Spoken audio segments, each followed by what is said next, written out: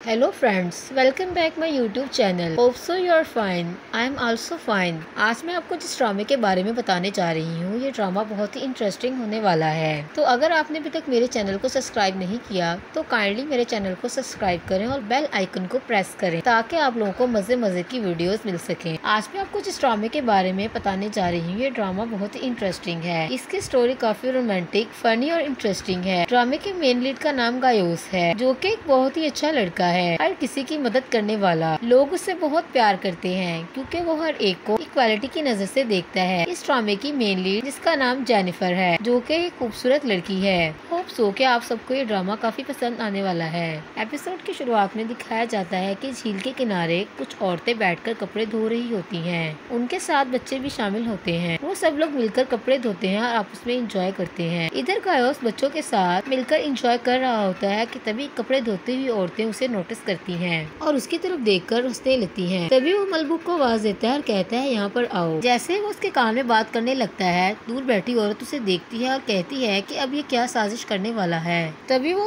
गायोस के बारे में आपस में बात करने लगती हैं, जिसमें से एक औरत कहती है कि ये बहुत अच्छा इंसान है और एक अच्छी फैमिली से बिलोंग करता है। तुम लोगों को इसके बारे में इस तरह बात नहीं करनी चाहिए। वो कहती है कि तुम लोगों को इतनी जल्दी यकीन नहीं करना चाहिए और एक तरफा फैसला नहीं करना चाहिए, क्योंकि ये हानियंग सिटी में काफी फेमस रहा है। इसकी जहानत के चर्चे मैंने सुने हैं। तभी दूसरी औरतें हंसने लगती हैं। तभी मलबूक अपनी माँ के पास आती है और उसकी स्कर्ट उठाकर कहती है कि ये मुझे चाहिए, जिस पर वो उसे कहती है कि इसे यहीं पर रख दो। जिस पर वो अपनी माँ को रिप्लाई करती है कि गायोस ने उसे कहा है कि वो इस स्कर्ट के बदले में उसे एक नई स्कर्ट देगा, और वो स्कर्ट लेकर वहाँ से चली जाती है। दूसरी तरफ गायोस मलबूक के साथ मिलकर उस स्कर्ट का एक जार बनाता है, जो कि मछलियाँ पकड़ने में उसकी मदद करता है। तभी अपनी टीम के साथ मिलकर कुछ मछलियाँ पकड़ता है। दूर बैठी औरतें उसे देख रही होती हैं। दूसरी तरफ जनरल इंस्पेक्टर की एंट्री गायोस के सिटी में होती है, जिसका नाम गावासन होता है। वो फ्लैशबैक में देखता है कि जब उसने गायोस को कहा होता है कि वो उससे कुछ डिस्कस करना चाहता है, जब गायोस अपने फ्रेंड्स के साथ अपना मील एंजॉय कर रहा होता है। तभी गायोस उसे कहता है कि तुम्हें जो बात करनी है तुम यहीं पर कर सकते हो। जिस पर उसे कहता है कि उसे अकेले में उससे कुछ बात करनी है, इसलिए उसे उसके साथ चलना होगा। जिस पर उसे कहता है कि उसे कौमी मामले के अफेयर्स को डिस्कस करना है। उसे टाउंट करते हुए कहता है कि यहाँ पर मैं नाजायज बच्चे के बारे में बात करने नहीं आया। जिस पर गायोस उसे कहता है कि तुम्हें अपने अल्फाज पर गौर करनी चाहिए, तुम काफी हर्ष वर्डिंग यूज कर रहे हो।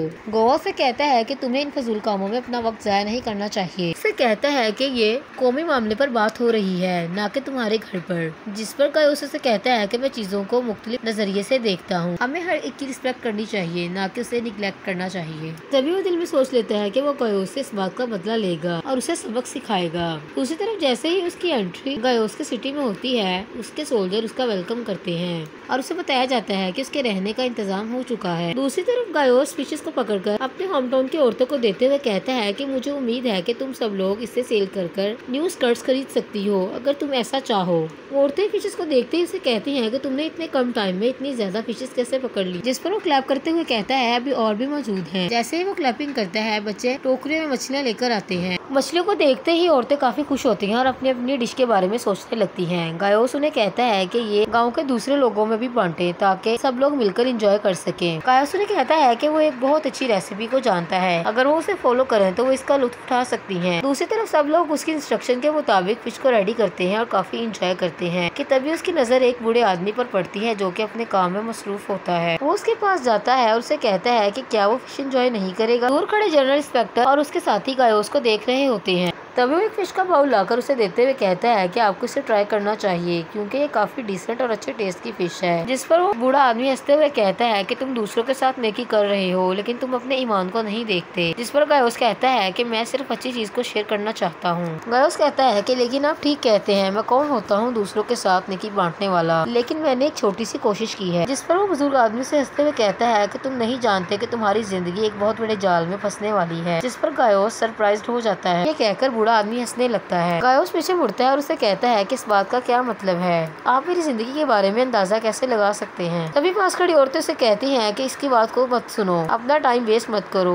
क्योंकि ये पागल है। उसे कहती हैं कि तुम्हारी जिंदगी बहुत अच्छी गुजरेगी। तभी बूढ़ा आदमी मछली खाता है और उसे कहता है कि मेरी बात याद रखना, अपने लक पे यकीन रखो और अपनी जिंदगी को बचाने की कोशिश करो। अभी भी बात कर ही रहा होता है कि तभी वहाँ पर कुछ सोल्जर आ जाते हैं। गायोस उनसे पूछता है कि वो यहाँ पर क्या कर रहे हैं। तभी वो कहते हैं कि तुम एक क्रिमिनल और हम तुम्हें अरेस्ट करेंगे। गायोस उससे पूछता है कि मैंने क्या जुर्म किया है, क्या मुझे कुछ पता चल सकता है। तभी वो अपने सोल्जर को हुक्म देता है कि इसे जेल में बंद कर दिया जाए, जिसे सुनकर गाँव के लोग काफी परेशान होते हैं। तभी 2 सिपाहियों को अलर्ट किया जाता है कि गायोस अगर बाहर आने की कोशिश करे या ग्राउंड में पाँव रखने की कोशिश करे तो उसे जान से मार दिया जाए। दूसरी तरफ वो करवटें बदलता है और बाहर निकलता है। जैसे ही वो अपना कदम बाहर रखने लगता है, सोल्जर त्रिशूल को उसकी तरफ करता है, जिस पर वो कहता है गौर से देखो, मैंने अभी तक पाँव ग्राउंड में नहीं रखा। तभी वहाँ पर गावासंग आ जाता है और गायोस उसे फौरन गले लगा लेता है। उसे कहता है कि अगर मुझे पता होता कि तुम आ रहे हो तो मैं तुम्हारा बहुत अच्छे से वेलकम करता। उसे कहता है लेकिन मैं अब बाहर नहीं जा सकता। जैसे ही वो फौजों को इशारा करता है, वो दोनों वहाँ से चले जाते हैं। गावासंग और गायोस वहाँ पर अकेले होते हैं।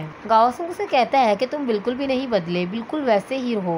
जिस पर गायोस उसे कहता है कि मैंने तुम्हें मिस किया। उसे देखते हुए कहता है कि तुम काफी हैंडसम लग रहे हो। तभी गावासंग उससे हाइनेस के बारे में बताता है, जिसे सुनते ही गायोस एक्साइटेड हो जाता है और उसे कहता है कि क्या वहाँ पर मेरी जरूरत है, मुझे बताओ, क्या वो मुझे कॉल करेंगे? वो मुझे कुछ भी करने को कहेंगे, मैं हर काम करूंगा। दूसरी तरफ गाँव के कुछ बच्चे छुप कर गायोस और गोविंद की बातें सुन रहे होते हैं। गावासंग उसे कहता है कि क्या तुम्हें लगता है कि हाइनेस को तुम्हारी जरूरत है और क्या ये बहुत आसान बात है? जिस पर गायोस कहता है कि मैं मुश्किल और आसान चीजों के बारे में नहीं सोचता। गावासंग उसे कहता है कि क्या तुम इसी तरह रहना पसंद करोगे जिस तरह तुम ये लाइफ गुजार रहे हो? जिस पर गायोस अपसेट होते हुए कहता है कि मैंने अगर उस जगह को छोड़ा है तो उसकी बहुत बड़ी वजूहात है। जैसे ही गावासंग की नजर बच्चों पर पड़ती है, वो उन्हें डांटने लगता है और कहने लगता है कि तुम लोग यहाँ पर क्या कर रहे हो? जिस पर गायोस कहता है कि ये मेरे दोस्त हैं और मुझे बचाने के लिए यहाँ पर आए होंगे। तभी चिल्लाते हुए गावासंग उसे कहता है कि वहाँ पर तुमने अपना वक्त अपने नाजायज बेटे के साथ और अब यहाँ पर इन बच्चों के साथ जाया किया है, क्या तुम अपनी सेंसेस में नहीं हो? तभी वो बच्चों पर चिल्लाता है और वहाँ से चला जाता है। दूसरी तरफ गावासंग जैसे ही वापस अपनी पनाहगाह पर पहुँचता है, वहाँ पर खड़ी लड़की से पूछती है तुम वापस आ गए?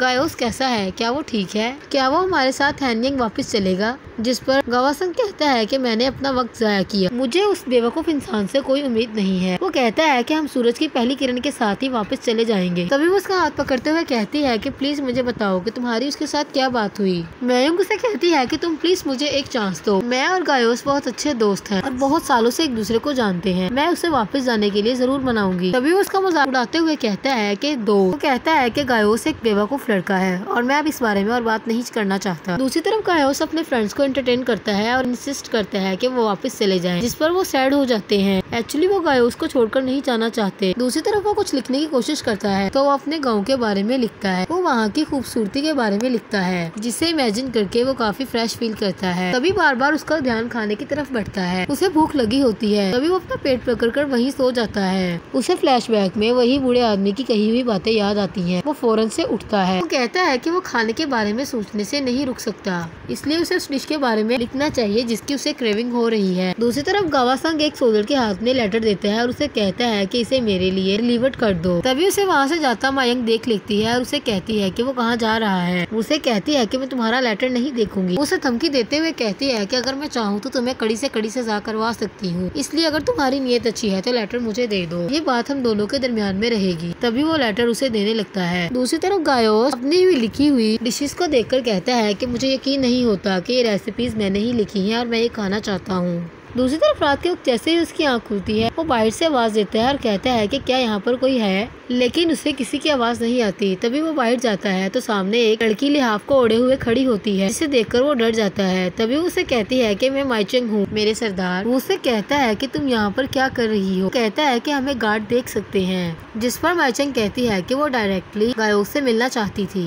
गायोस उसे कहता है अंदर चलो, मैं तुम्हें कुछ चीजों के बारे में बताना चाहता हूँ। जिस पर माइचंग कहती है मैं सुनना चाहती थी लेकिन अभी इसका वक्त नहीं है। वो उससे पूछती है कि जनरल इंस्पेक्टर उसे मिलने यहाँ पर आया था या नहीं। जिस पर गायोस उसे कहता है कि तुम उसे किस तरह जानती हो। गायोस उसे कहता है कि क्या तुम्हें गावासंग ने यहाँ पर भेजा है कि तुम मुझे प्रेशराइज कर सको कि मैं तुम्हारे साथ वापस चलूं। जिस पर वो कहती है बिल्कुल नहीं। गायोस कहता है कि वो रिफ्यूज करता है इस प्रपोजल को। वो समझता है कि अभी वो वहाँ पर जाने के काबिल नहीं है। माइचंग उसे कहती है कि अगर उसने फिर से इस ऑर्डर को रिफ्यूज किया। गायोस कहता है कि वो जानता है कि वो इन दीवारों में कुछ दिन के लिए ट्रैप हो चुका है, लेकिन वो अपने लक को एक्सेप्ट करता है और वो कहता है कि वो यहाँ से चली जाए और अगर तुम्हें यही सब कहना है तो आइंदा कभी वापस मत आना। तभी माइचंग उसे बताती है कि उसका दोस्त मुसीबत में है, जिसे सुनते ही वो पीछे मुड़ता है और उसे कहता है कि क्या तुम सच कह रही हो। जिस पर माइचंग उसे कहती है कि तुम जनरल इंस्पेक्टर को जानते हो कि उसके दिमाग में कुछ ना कुछ साजिश चलती रहती है, अगर तुम नहीं गए तो ये बहुत बुरी बात होगी।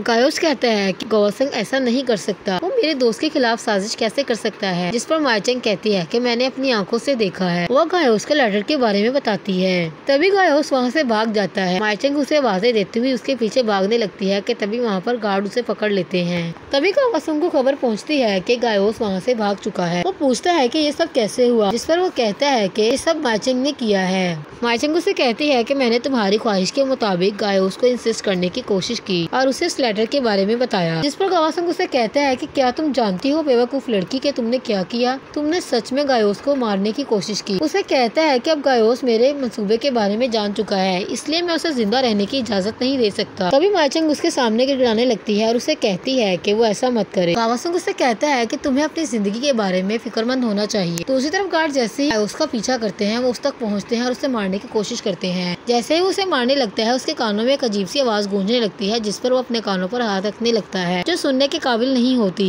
वो आवाज उसे काफी परेशान करती है और वो गायोस को मारने में नाकाम हो जाता है। तभी वो देखता है कि गायोस अचानक वहाँ से गायब हो जाता है। दूसरी तरफ एक लड़की को दिखाया जाता है जो कि एक डिस्को में बैठी होती है और दिल ही दिल में सोच रही होती है कि वो यहाँ से जल्द से जल्द बाहर जाना चाहती है। देखा जाता है कि सब लोग नशे में धुंध होते हैं और कुछ लोग अपने फ्रेंड्स के साथ एंजॉय कर रहे होते हैं। तभी वो फौरन से उठती है और एक आदमी की एक लड़की के साथ बैठे हुए वीडियो बनाने लगती है, जिस पर वो उसे कहता है कि क्या उसका दिमाग ठीक है, वो क्या कर रही है। जिस पर वो कहती है कि उनके मेमोरेबल मोमेंट को सेव कर रही है। तभी वो ऑर्डर देता है कि म्यूजिक को बंद किया जाए और वो उसके हाथ से मोबाइल पकड़ने की कोशिश करता है, जिस पर वो कहती है कि तुम ऐसा नहीं कर सकते। उसे कहता है कि तुम नहीं जानती कि मैं कौन हूँ। जिस पर वो कहती है कि ऑफ कोर्स मैं जानती हूँ कि तुम कौन हो, तुम एक सीईओ हो और इकलौते भाई हो। उसे कहती है कि तुम्हें लड़कियों के साथ ये सब करते हुए शर्म आनी चाहिए और अगर ये सब मैं पब्लिश कर दूं तो कैसा रहेगा। जिस पर वो उसे कहता है कि क्या तुम मेरे हाथों से मरना चाहती हो। उसे कहती है कि वो जिंदा रहना चाहती है। जैसे वो मोबाइल का रुख उसकी तरफ करती है वो वीडियो को देखते ही जोर जोर से हंसने लगता है। जैसे ही वो देखती है तो उसकी खुद की वीडियो बनी होती है, जिस पर वो काफी निगलेक्ट होती है और सोचने लगती है कि वो कैसी बेवकूफ लड़की है। दूसरी तरफ गायोस को जैसे ही होश आता है वो फ्लैशबैक में देखता है जब वो कावासुंग को गले लगाता है और गाँव के लोगों के साथ अच्छी टाइम को स्पेंड करता है। तभी उसे फ्लैशबैक में सब कुछ याद आता है और वो इधर उधर देख के कहने लगता है कि वो कहाँ पर मौजूद है। दूसरी तरफ वहाँ पर जेनी ड्रिंक करते हुए गायोस के पास जाती है और उसे कहती है कि क्या तुम यहाँ पर सो रहे थे। तभी गायोस उसे पीछे से जाकर रोकता है और कहता है कि मुझे बताओ कि ये कौन सी जगह है। जिस पर उसकी आंखों में आंसू आ जाते हैं और कहती है कि ये एक जहन्नुम है और हम सब जहन्नुम में रहते हैं। तभी गायोस अपने हाथ देखते हुए कहने लगता है क्या मैं मर चुका हूँ। तभी वो उसका हाथ पकड़ती है और उसके साथ हमदर्दी करने लगती है कि पीछे से आकर उसे एक औरत हिट करते हुए कहती है कि तुमने दोबारा से वही काम किया जिससे मैंने तुम्हें रोका था, तुमने दोबारा से ड्रिंक की है और यहाँ पर फर्स्ट क्रिएट कर रही हो। तभी गायोस उसे कहता है कि क्या उसके पास लिए कुछ होगा। जिस पर उसे कहती है कि हम क्लोज कर रहे हैं, अगर तुम कुछ चाहिए तो तुम कल सुबह आ सकते हो। तभी गायोस उसे इंसिस्ट करता है, जिस पर उसे गायोस पर तरस आ जाता है और उसे खाने के लिए देती है। तभी वो उसे रबर बैंड देती है और कहती है कि अपने बालों को पीछे करो। दूसरी तरफ जेनी आकर डाइनिंग टेबल पर गायोस के सामने बैठ जाती है। जेनी से पूछती है कि क्या उसके पास कुछ पैसे हैं, जो खाना उसने खाया उसके पैसे। तभी वो अपने कोट के अंदर हाथ डालता है। जेनी से कहती है कि मैं जानती थी कि तुम्हारे पास पैसे नहीं है और तुम्हारे पास घर बार भी नहीं है। जैसे ही उसकी माँ उसे लाकर खाना देती है वो कहती है कि इस आदमी के पास पैसे नहीं है। जिस पर उसकी माँ कहती है कि तुम्हें पैसों की फिक्र करने की जरूरत नहीं है, तुम खाना खाओ। जिस पर वो अपनी माँ पर गुस्सा करते हुए कहती है कि क्या हमने यहाँ पर चैरिटी खोल रखी है। खाना खाते ही वो रेस्टोरेंट के बाहर आता है और जोर जोर से हंसने लगता है। जेनी और उसकी माँ उसे खड़ी देख रही होती है। तभी वो कहता है कि उसे यकीन है कि वो जिंदा है। तभी वो दोनों सोचने लगती हैं कि शायद में ये पागल है। तभी अपनी रेसिपीज की बुक निकालकर जेनी की माँ के हाथ में देता है और कहता है कि इसे अपने पास रखना। वो उससे पूछती है कि क्या तुम्हारे पास रहने के लिए कोई जगह है। जिस पर वो ये कहते हुए वहाँ से चला जाता है कि एक आदमी कभी भी नहीं मर सकता अगर वो बाहिम्मत हो और मैं तारों के नीचे रात गुजारूंगा। दूसरी तरफ उसकी सुबह एक रोड पर होती है जहाँ पर आते जाते लोग उसे देखते हैं। जैसे ही उसकी आँख खुलती है वो देखता है कि वो एक शहर में मौजूद है जो कि बहुत बड़ा है और लोग यहाँ वहाँ गुजर रहे हैं।